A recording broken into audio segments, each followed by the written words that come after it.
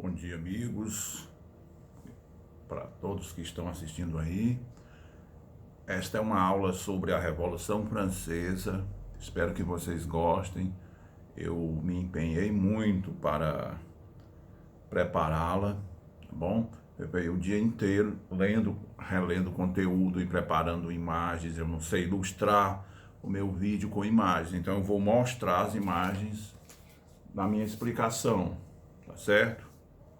É um professor arcaico tentando fazer a sua parte no mundo tecnológico e digital, tá bom?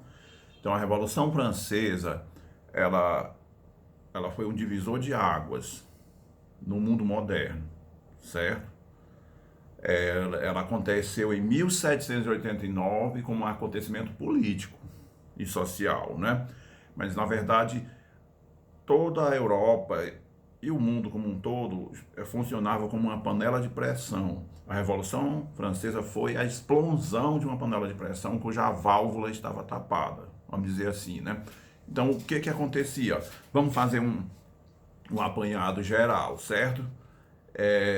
A gente tinha na Europa da época um sistema de governo que a gente chama de absolutismo, onde o rei exercia um poder absoluto. Aí vamos tomar o exemplo aqui do Rei Sol da França, né? Luís XIV, nessa ilustração. Certo? Na verdade, isso aqui é o rei da Inglaterra, mas só para ilustrar melhor, o rei absoluto mais característico é Luís XIV, o Rei Sol da França, certo? Então tá aqui o rei, ó, que concentra o poder da espada e do cetro, o poder político e o poder religioso em suas mãos. O rei absoluto, o monarca absoluto, ele estava acima de todos no mundo europeu, na sociedade de antigo regime, certo? Ele ditava as leis e o Estado, uma frase de Luís XIV que ilustra bem o poder dele, quando ele foi contrariado, ele disse assim: o Estado sou eu sou a França, certo? O rei da Inglaterra também podia dizer na época, né, antes disso, eu sou a Inglaterra. Então, assim, os países, quando estavam nascendo, eles tinham uma tradição curiosa. Eles encarnavam a nação numa pessoa. O rei era simbolicamente representado como o rei da França. Portugal era representado pelo rei de Portugal. A Espanha era representada pelo rei da Espanha e assim por diante. Aquela figura real, ela dava um sentido para aquele povo acreditar que existia uma unidade no território. Aí o rei, junto com a nobreza, né, com o clero, com a igreja, escolhia as leis de acordo com a conveniência. Então a burguesia não tinha espaço, nem os pobres, nem os chamados camponeses, os servos e tal. Esse Estado ele veio do sistema feudal, se aperfeiçoou, mas mesmo assim não evoluiu para uma economia liberal, capitalista, com relações de trabalho assalariado. Então ela era um pouco feudal ainda, era uma sociedade engessada, certo? O capitalismo, a burguesia, né, os comerciantes não conseguiam encontrar espaço para explorarem o mercado e dinamizar a economia. A burguesia tinha apoiado o rei no primeiro momento, né, mas o rei era muito mais próximo da nobreza e do clero do que da burguesia. Então havia muito descontentamento da parte da classe dos burgueses, dos pequenos e dos grandes comerciantes, né, os detentores do capital, né. E havia também a Revolução Francesa, ela vai representar três mudanças significativas, né? Uma mudança econômica, que será do mercantilismo, do capitalismo mercantil, para o capitalismo liberal, com salário, com trabalho assalariado e etc, certo? E a ordem, vai haver uma mudança de ordem econômica, como eu já falei, religiosa. Geralmente esses estados que vão nascer, eles vão adotar religiões oficiais para se homogeneizar, certo? Mas à medida que a burguesia vai se empoderando politicamente, ela vai criando o Estado liberal, onde vai haver, aos poucos, né, uma tendência à liberdade de culto, a ser criado o que a gente chama de Estado laico, um Estado que não se intromete na religião dos indivíduos que moram naquele país, certo? Então, e também surgirá no Ocidente, na Europa e depois na América como um todo, o que a gente chama de república burguesa, o modelo de república burguesa, certo? Aí então, este modelo aqui do rei coroado pelo Papa e ungido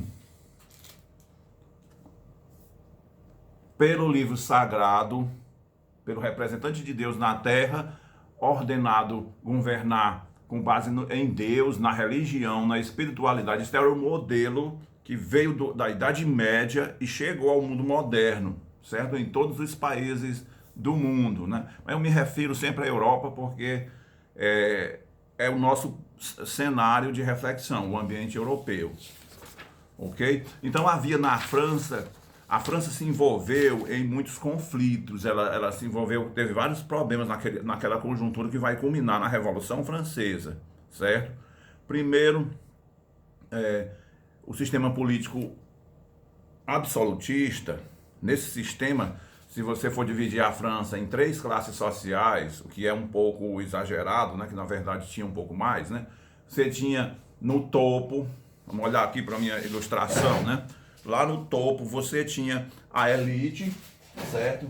Aqui era o rei, a nobreza e os senhores feudais, certo?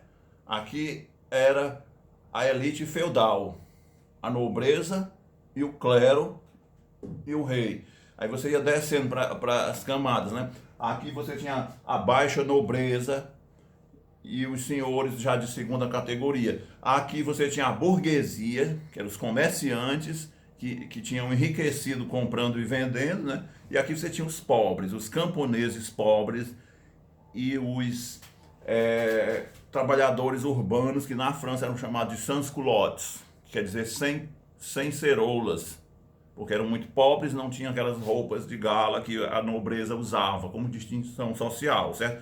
Então esta era a sociedade francesa de antigo regime, uma sociedade feudal, com relações voltadas para a posse da terra. A terra era a riqueza, quem detinha a propriedade da terra mandava na sociedade em nome do rei e em nome de Deus. Não havia espaço para a burguesia, certo? Para os comerciantes. E também, assim, era uma sociedade que a gente chama de estamental, sem mobilidade social, recebe esse nome, né? As causas da revolução, né?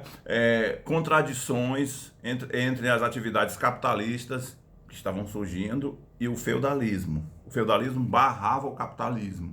Cada senhor feudal cobrava tributos independentes a mercadoria para entrar e para sair de sua propriedade. Isso inviabilizava o comércio. Isso é um dos conflitos, né? Não havia o pagamento de salários para os servos. Os servos que moravam no feudo, eles não eram remunerados pelo trabalho deles, pelos senhores. Então, se o cara não é remunerado, ele também não era um consumidor. Ele não comprava nada e nem vendia nada. Ele produzia tudo que ele necessitava e era o mínimo do mínimo, certo? E havia um exagero muito grande na cobrança de impostos, por curiosidade, né? Nem a elite aqui, não é dos senhores feudais, nem o clero, nem a nobreza, nem ninguém da realeza pagava impostos. Quem estava no topo não pagava impostos. Quem estava um pouco abaixo do topo não pagava impostos. Quem era que pagava imposto? A burguesia, porque o pobre trabalhava na gleba, né? Ele pagava para o senhor feudal. É calculado que quase 80% do que o homem produzia na terra ficava com os seus senhores. 80%. E a burguesia pagava impostos até demais, certo? Então essas camadas aqui privilegiadas não pagavam impostos, nem a igreja, nem os nobres, os mais influentes da França, certo? Então isso aqui é uma caricatura que foi apresentada na época, né?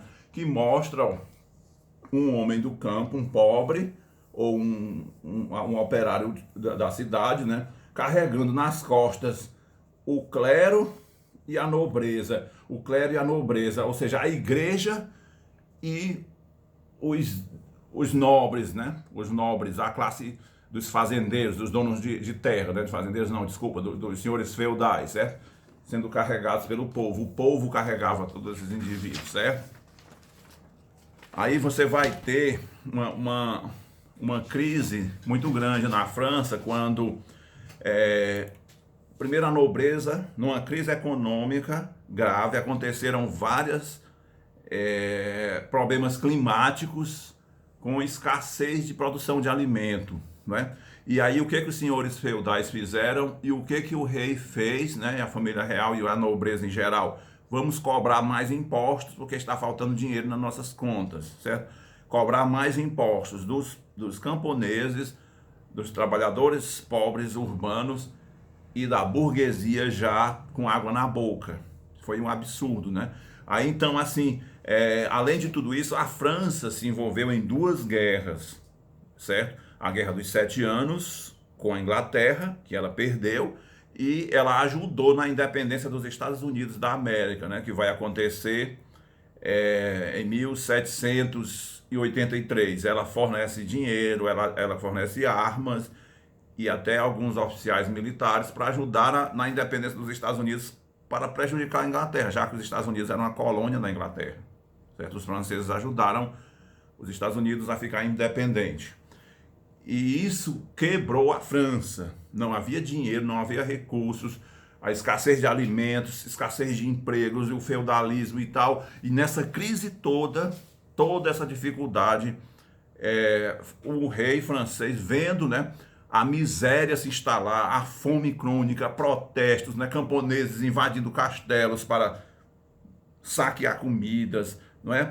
Nas cidades a miséria extrema, a prostituição, a violência, assaltos, assassinatos e tal. E o rei não tinha nenhuma medida prática para solucionar os problemas, porque o Estado feudal, ou o Estado absolutista, ou o Estado de antigo regime, não tinha uma preocupação com a massa do povo. O povo não tinha direitos. Quem é que tinha direito? O rei, a nobreza. O clero tinha direitos.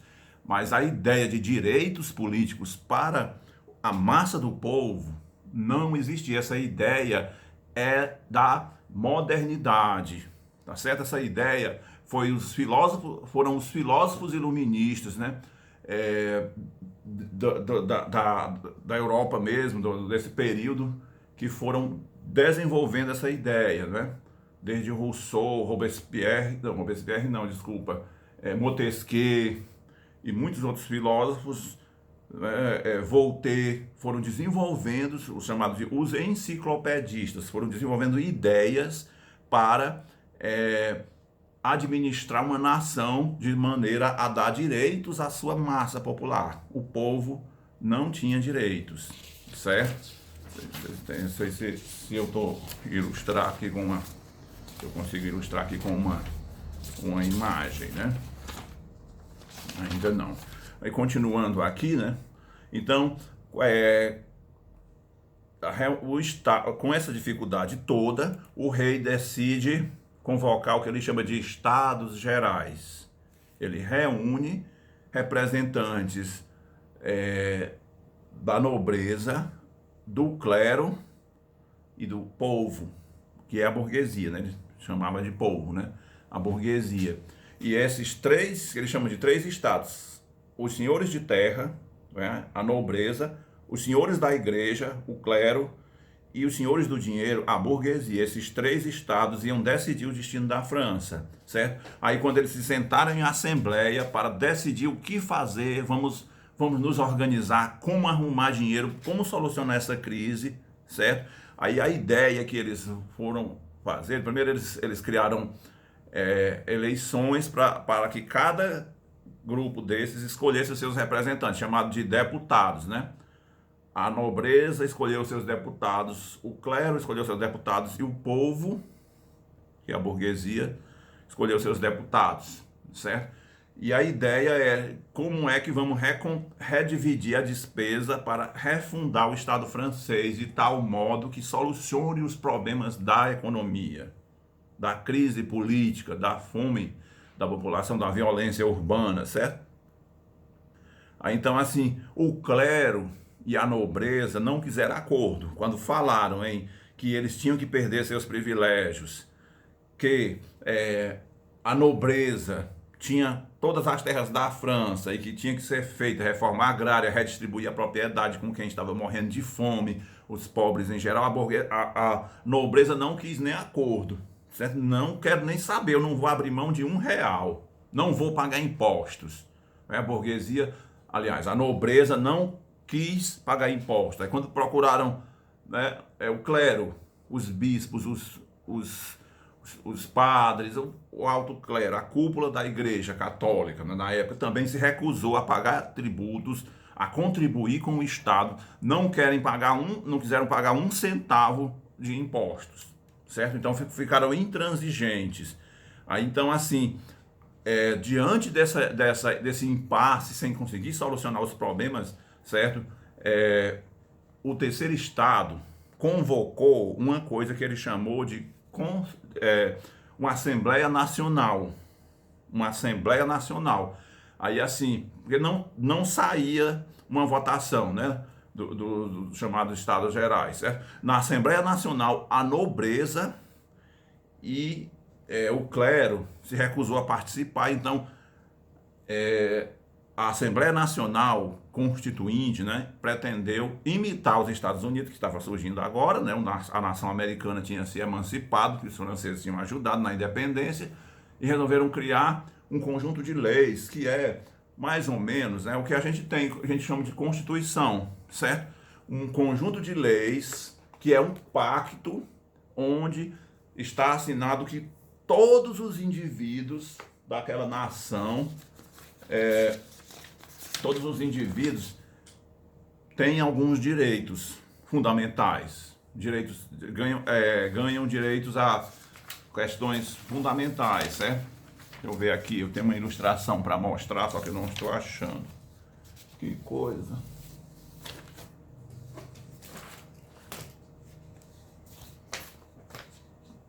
Acho que eu perdi ela, deixa só eu...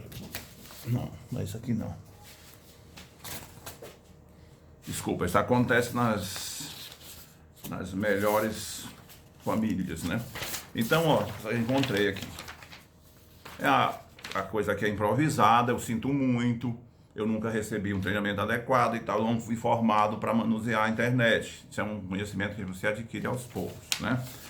Enquanto que este indivíduo aqui encarnava a França, não é? Na modernidade, quem vai encarnar a França será esse daqui, ó. O povo, a soberania, deixou de ser uma coisa dada pelo rei, passou a ser ligada à monarquia, que estava ligada à Bíblia, ligada ao Papa, ligada a Deus, né? Ou seja, por que o rei manda? O rei é o enviado de Deus, ele foi coroado pelo Papa para mandar na França.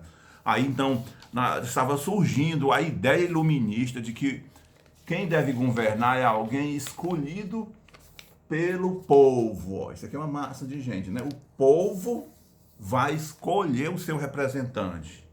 Essa ideia não nasceu no primeiro momento, ela vai demorar a chegar lá, né? Certo?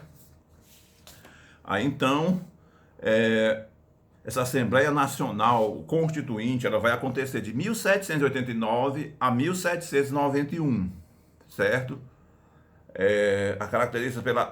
Caracterizada pela conciliação entre os interesses da alta burguesia e da nobreza. A nobreza se une à burguesia, certo? Aí eles vão criar algumas características. Primeiro, limitar o poder da monarquia. O rei passou a ter poderes limitados. Ele não é mais um rei absoluto, certo?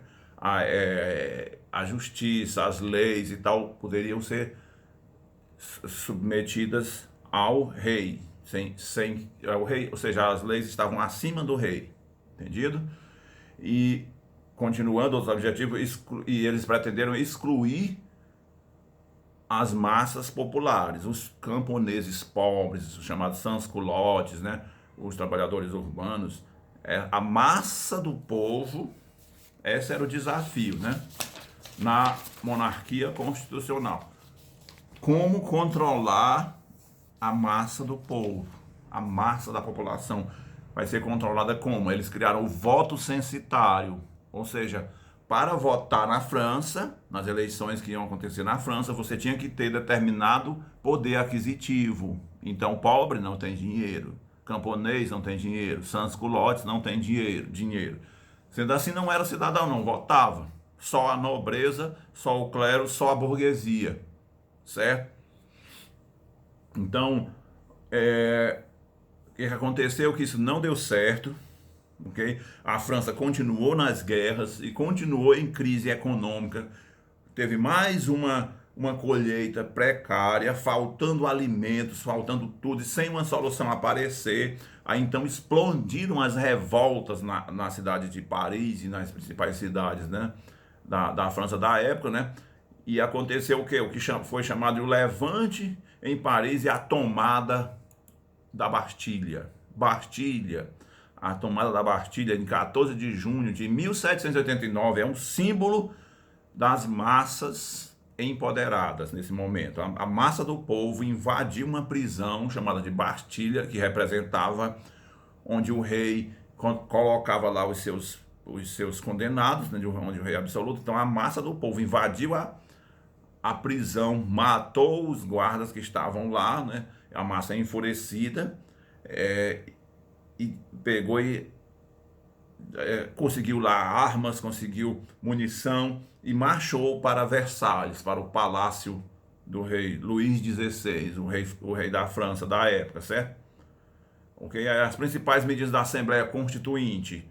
Olha aí só como essa Assembleia Constituinte, preste atenção, eles decidiram criar leis igual essa nossa aqui, da nossa Constituição, né? Leis que determinam o papel das pessoas, das classes sociais, né, das empresas, dos empresários, o papel de cada um. E morou na França, nasceu na França e tornou cidadão francês. Repare que está nascendo ali, essa ideia estava nascendo, não havia nada assim, certo? Só até então quem tinha direitos era o clero e a nobreza. A burguesia não tinha direitos políticos a ocupar cargos importantes e nem a massa do povo. Ok? Então, uma das leis que eles criam lá, a abolição dos direitos feudais. Senhores feudais, donos de um feudo gigante, né? Ele deixou de ter direitos de poder obrigar as pessoas que moravam ali a trabalhar para ele no feudo. Ele perdeu o direito sobre os servos. Servo, pessoal, aí entenda, ó, o servo medieval e o servo de antigo regime, né? Ele era quase que uma espécie de propriedade. Se eu fosse um senhor feudal e eu tinha aquela terra e tivesse 1000 pessoas ali dentro, aquelas pessoas eram minhas. É como se elas fossem como um gado meu, certo? Então os servos eles não eram escravos, eles não podiam ser vendidos pelo senhor feudal, mas eles pertenciam àquele senhor. O senhor, geralmente, ele abusava sexualmente, né, ou o filho do senhor, das mulheres dos servos, das filhas dos servos, e isso não tinha nenhum problema, porque ele mandava naquela população, ele era dono daquela gente, certo? E por aí vai, certo? Então, a Assembleia Nacional Constituinte eliminou o feudalismo, as relações feudais. Os servos se libertaram, se alforriaram dos seus senhores, certo? Eles não precisavam mais trabalhar de graça para os senhores, né? E nem tinham nenhuma obrigação para com seus senhores. Aí a segunda ideia, né, que tinha que ser como essas pessoas iam viver, tinha que ser distribuído alguns lotes de terra mínima, né, da França. Aí isso não aconteceu no primeiro momento, porque houve resistência da burguesia a isso, né? E a proclamação da Constituição. A Constituição da França, né? A Constituição francesa, a nossa aqui é de 1988, né? A Constituição francesa foi promulgada, foi aprovada em 1791, onde a França passava a ser uma monarquia constitucional, ou seja, o rei continuou existindo, só que ele não tinha mais poder absoluto. Quem mandava lá era o parlamento, os deputados, alguém eleito pelo voto. O voto que era censitário, só os ricos, só os nobres ricos, só o clero rico, só a burguesia rica. A massa do povo não tinha direitos e não era considerada cidadã. Mas aí foi aprovado também sob a pressão das massas, ameaçando Versalhes, ameaçando a nobreza, ameaçando a própria burguesia, que era aliada da massa popular, mas também tinha os seus interesses de classe, né, diferentes da massa do povo. Aí então vai ser declarado, vai ser feito um documento muitíssimo importante para a história da humanidade, certo? Que é a chamada Declaração de Direitos do Homem e do Cidadão. Isso veio diretamente dos filósofos do Iluminismo, veio de todos os pensadores da Ilustração, chamados dos enciclopedistas, né? A ideia de que todos os homens, deixa eu ler logo aqui para não esquecer nenhuma das cláusulas, eu só coloquei alguns pontos, o documento é enorme, certo? Artigo 1º, todos os homens nascem livres e iguais. Olha só que lei bonita. Todos os homens nascem livres e iguais. Então, onde é que estão os servos aí? Eles são livres. Eles não devem nada a um senhor feudal. E os escravos? Será se os escravos nascem livres? O documento diz que todo ser humano nasce livre e igual aos outros. Olha só que audácia, certo? Então, quando esse documento foi declarado, certo? O eco disso aos poucos, vai se espalhando pelo mundo, entenda, certo? A Declaração Universal dos Direitos do Homem e do Cidadão. Todos os homens nascem livres e iguais. Continuando aqui, iguais em dignidade e direitos. Todos os homens têm direito ao voto. Isso aqui será só depois que vai ser aprovada essa parte, né? É dever do Estado, olha só, o direito ao voto. Depois eu vou chamar a atenção para essa questão. É dever do Estado estabelecer ensino público e gratuito a todos os cidadãos da França. Eu estou simplificando, certo? Retomando essa questão. É dever do Estado fornecer ensino público e gratuito a todos os cidadãos da França. Essa lei existe no Brasil, existe na Argentina, existe nos Estados Unidos, existe na Alemanha, enfim, no mundo ocidental inteiro, essa lei é seguida, certo? O ensino público e universal e gratuito para dar cidadania aos homens que nascem livres. Ninguém pode ser tomado como escravo, nem pode ser tomado como uma propriedade de outro, certo? Aí continuando aí, todos os homens têm direito à liberdade, à propriedade, à segurança e à resistência à opressão, certo? Aí continuando, todos os cidadãos são igualmente admissíveis para todos os cargos públicos. Não, então é aquele fim daquele critério de só a nobreza ocupar os cargos, certo? Ninguém pode ser molestado por suas opiniões. Ou seja, se eu tenho uma opinião, eu não posso ser perseguido por isso, certo? Incluindo opiniões religiosas. Se eu sou evangélico, se eu sou católico ou se eu sou ateu, é um direito meu. O Estado não tem o direito de me perseguir por eu ser de uma religião ou por eu não ser de nenhuma religião. Isso está na Declaração Universal dos Direitos do Homem e do Cidadão, certo? Artigo 11. É livre a comunicação das ideias e opiniões e todo cidadão pode falar, escrever, imprimir livremente seu pensamento, né? Sendo, claro, vedado os excessos, ou seja, se você ofender alguém, mentindo, caluniando, né? Então isso faz parte da Declaração dos Direitos do Homem e do Cidadão, proclamado pela Revolução Francesa. Aí, quais são os principais problemas? A crise econômica ainda não foi solucionada, certo? A França explodia em miséria, em fome, em revolta. Os camponeses invadiam Paris, os sans-culottes famintos, famílias morrendo de fome, né? As massas cercaram Versalhes, cercaram o palácio da nobreza, invadiram os castelos dos nobres, invadiram as catedrais dos bispos, querendo pão, querendo comida, querendo sobreviver. E o rei não tinha solução para nada, e nem a constituinte, certo?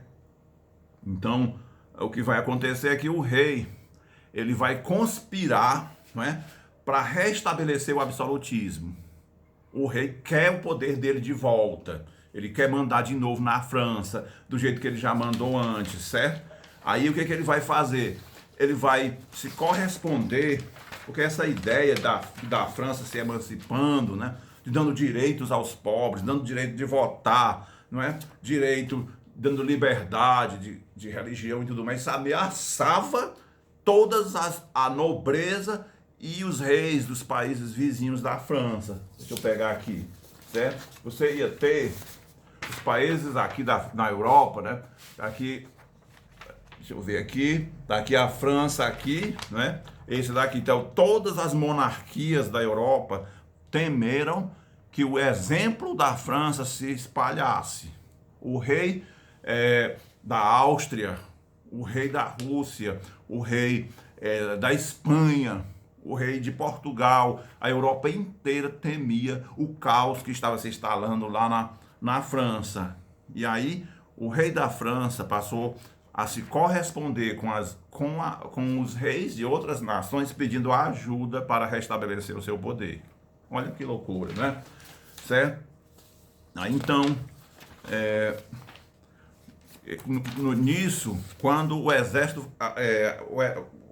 da Prússia e o exército da Áustria e da Rússia, né, de outras nações, passam a invadir a França, o rei da França, né, o Luís XVI e a sua rainha Maria Antonieta fornecem secretamente, né, informações de onde o exército francês está escondido e tal, para esse exército ser eliminado, ser combatido, entenderam? Aí então assim, o exército perdeu a batalha no primeiro momento, mas quando foi descoberta a traição do rei, o rei foi preso, né? O rei foi preso e a rainha, Maria Antonieta, foi presa, Luís XVI foi preso, né? Aí então assim, foi proclamada a república. A partir daquele momento, acabou-se com a ideia de um soberano escolhido por Deus, pela Bíblia, pela Igreja Católica. Não, quem vai escolher o nosso governante será nós mesmos, seremos todos nós, né? Então, assim, o rei foi guilhotinado. Esta é uma imagem de Luís XVI, certo?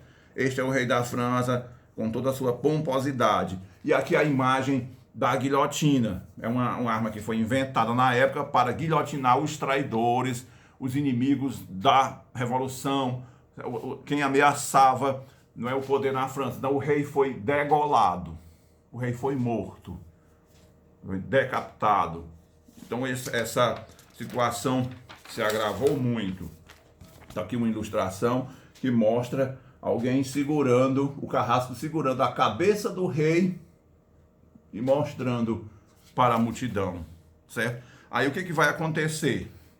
O iluminismo, pessoal, ele é uma espécie de culto. Este autor aqui, o Yuval Harari, no seu livro Sapiens, ele traz isso muito claramente. Os estados modernos, através da ciência, eles instituem uma espécie de religião sem Deus, certo? Uma religião sem Deus. E não é a única religião sem Deus. Se você for ver, o budismo é uma religião sem Deus. Buda é um ser humano extraordinário, mas ele não é um Deus, certo? E por aí vai. O Confúcio é uma outra religião que tem na Ásia, não é? Praticado na China. O Confúcio, ele é um sábio. Ele nunca se disse um Deus. Ele é um orientador das pessoas, um orientador espiritual, né? Um exemplo a ser seguido, mas não é um Deus, certo? Então, assim, qual será o Deus da religião civil moderna, dos estados modernos? O Deus dos estados modernos, segundo Yuval Harari, e vocês têm que entender isso, é essa figura aqui, ó. No iluminismo, na ilustração, na época da razão, se cultua o homem, a humanidade, certo? Os estados modernos cultuam a si mesmos enquanto entidades invisíveis, atribuindo a soberania ao povo, certo? E se proclamam senhor, né, da razão, que é um atributo humano. A razão é um atributo humano, certo? Aí deixa eu pegar aqui uma outra representação disso. Se você olhar para essa imagem, isso aqui é a Estátua da Liberdade, como todo mundo sabe, né? Que Deus é esse daqui? Que Deus é este? Que divindade é esta? Que santo é este ou santa? É uma representação da humanidade. A deusa da liberdade, ela não é uma deusa, é uma mulher que representa a república, representa a razão humana. Os seres humanos unidos em multidão, eles são dotados de razão e através do voto, através da ciência, através do pensamento, através da educação, eles vão escolher os seus governantes, o seu governo, a melhor maneira de governar os seus estados. Então, este é o culto da humanidade. Segundo Yuval Harari, todos os estados modernos praticam isso. E eles cultuam também uma religião do governo, uma religião do Estado, uma religião civil, uma religião sem Deus, né? Aí tá aqui as bandeiras de alguns dos estados contemporâneos, né? Dos estados contemporâneos, eles adoram isso, né? Aqui o exemplo mais ilustrativo de culto ao país, culto à nação, é os Estados Unidos da América, né? Isto aqui tem o valor de um templo para os americanos e para o mundo ocidental. Isso é um templo de adoração. Só que, ao invés de Deus, ele é um templo que pratica o culto à razão, à capacidade humana de ser racional. Entendeu? Então, aqui um outro símbolo do culto à nação, a bandeira americana. Cada país tem a sua bandeira, né? Ou, no caso, os heróis, né? Os heróis que encarnam os Estados Unidos e o cinema explora muito bem, né? Aqui um outro exemplo, né? Este é um Deus, mas é um